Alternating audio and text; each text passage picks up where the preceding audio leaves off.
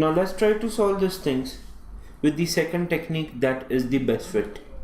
Remember, we have clearly said as far as best fit is concerned, we will take a request block, or rather we would take a process and put it in a memory block with minimum internal fragmentation. That means the best fit means one that is best fitted with minimum space left. So let's go with again the first request for the process of 212 KB.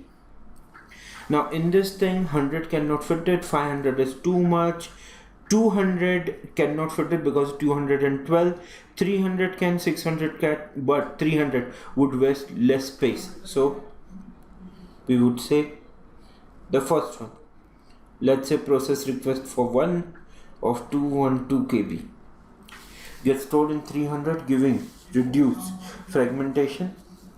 The second request in the series which we have is 417 KB. Now even for this we have 100 cannot store, 500 and 600 are the two options which can store this. The best option would be 500 because that would reduce internal fragmentation. So what we have is process 2 with 417 KB plus into 500 block. The third one in the series we are talking about is 112 KB.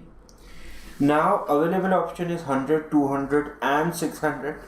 The best possible match is 200 because that would accept the process but with minimum internal fragmentation. So it's the third with 112 KB.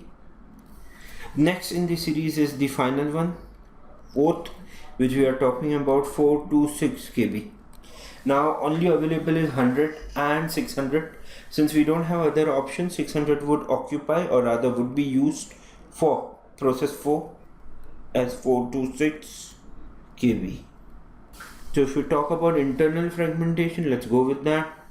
The total fragmentation that includes internal and external would be 100 plus 500 plus 200 minus 112 plus 300 minus 212 plus 600 minus 426.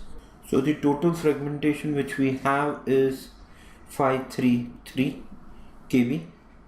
In best case, it is already better compared to what we have.